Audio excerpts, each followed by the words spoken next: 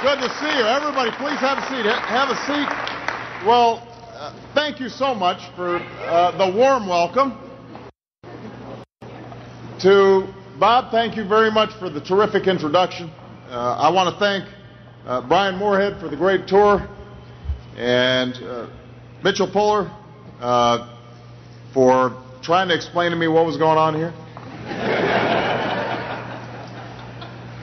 We've got Governor Beverly Perdue, who's doing just a great job on behalf of all of North Carolina. Please give her a big round of applause.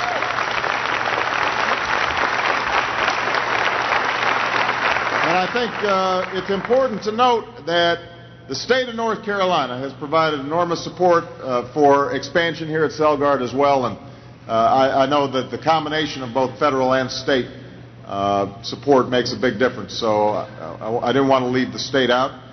Lieutenant Governor Walter Dalton is here. Please stand up, Walter.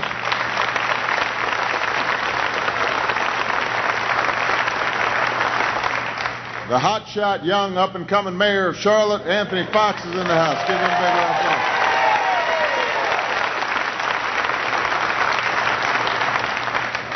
applause. Some outstanding members of Congress. Congressman Mel Watt. Congressman Larry Kissel. And even though he's from across the border, we love him. Congressman John Spratt of South Carolina.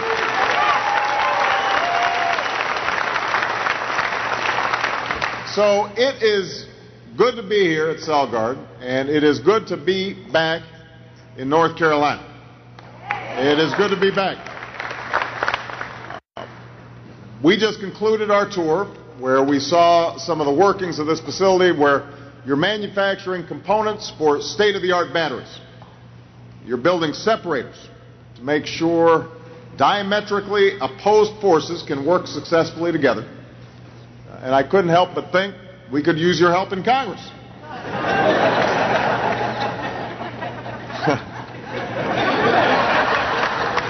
We could get one of those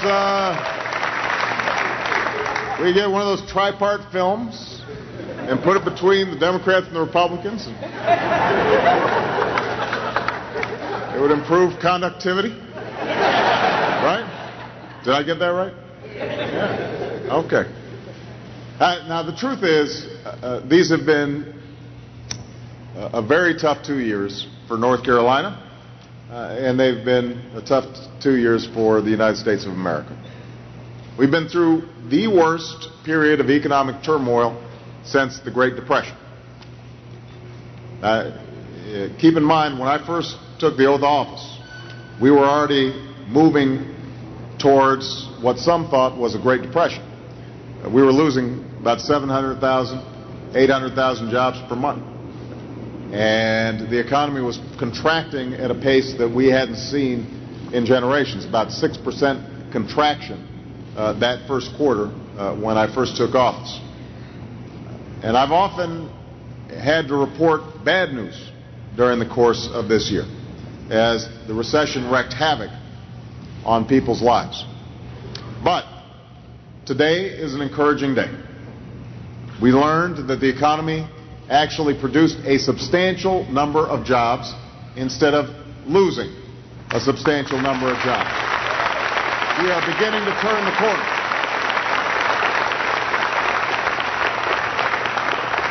This month, more Americans woke up, got dressed, and headed to work at an office or factory or storefront. More folks are feeling the sense of pride and satisfaction that comes with a hard-earned and well-deserved paycheck at the end of a long week of work.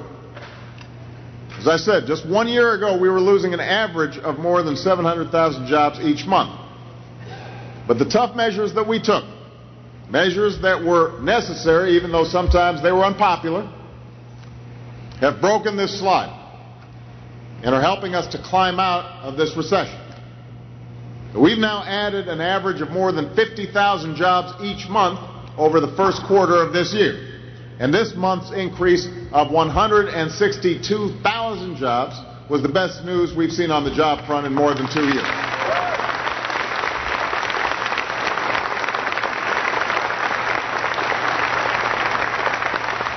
Now, at the same time, it's important to emphasize, while we've come a long way, we've still got a ways to go. We shouldn't underestimate the difficulties we face as a country or the hardships that confront millions of our fellow citizens. Some of your friends, some of your neighbors, some of your relatives, you know, are still going through a tough time. 8 million people have lost jobs over the past 2 years. That's a staggering sum.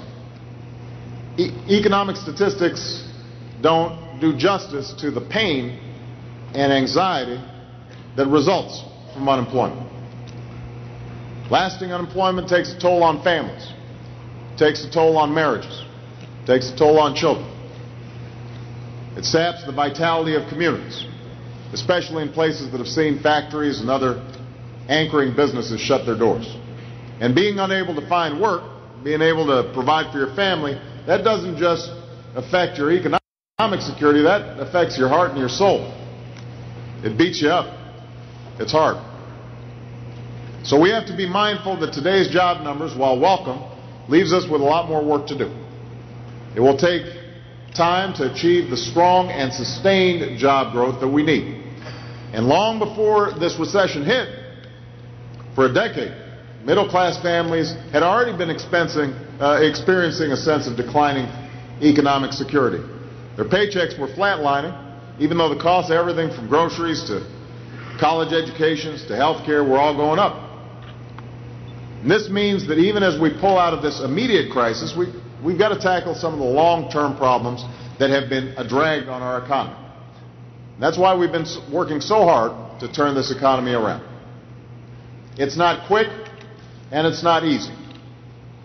And the truth is, there are some limits to what government can do. Government can't reverse the toll of this recession overnight. And government on its own can't replace the 8 million jobs that have been lost. The true engine of job growth in this country has always been the private sector, businesses like Celgard. What government can do is create the conditions for companies to succeed. It can help to create the conditions for companies to hire again. What it can do is build the infrastructure and create the incentives that will allow small businesses to add workers, that will help entrepreneurs to take a chance on an idea, that will lead manufacturers to set up shop in places like Charlotte. And that's what we did last year through the Recovery Act, also known as the stimulus bill. A lot of folks were down on it. Well, we don't know what this did. A lot of folks got it mixed up with the steps we had to take to avoid the banking system melting down. And I know that wasn't popular. Wasn't popular with me.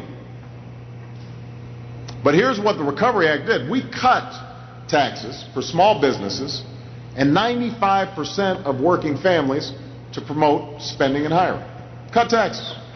That's what the Recovery Act did, was cutting people's taxes across America. We're also making investments in our infrastructure, from interstate highways to broadband networks. That not only creates private sector jobs, but it also creates the platform, a better environment in which businesses can prosper. It's also what we did through the jobs bill that I signed into law just recently, a bill that cuts taxes for small businesses who hire unemployed workers, and that allows companies to write off investments in equipment, like some of the equipment that we just saw here today, and that encourages job creation by spurring investments in school renovation, and clean energy projects, and road construction, all of which builds on the investments that we put into place last year through the Recovery Act.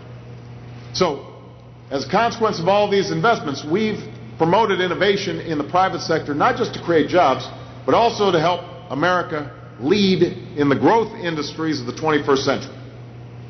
See, I want to improve the short-term jobs picture, but I also want to improve the long-term prospects for our economy. And in no area is America more primed to lead them than in clean energy. And I don't have to tell the folks here at Celgard about that. Because through the Recovery Act, this company has received a $50 million matching grant to expand the facility on this site and to add another facility in Concord, North Carolina. I also know this builds on the work that Governor Perdue did to bring clean energy jobs to this state. So here's the bottom line. This investment is expected to create nearly 300 jobs for this company, more than 1,000 jobs for your contractors and suppliers, and these are all jobs helping America build the batteries that will power cleaner and more efficient cars and trucks. And through investments like this one across the country, we're already seeing an incredible transformation.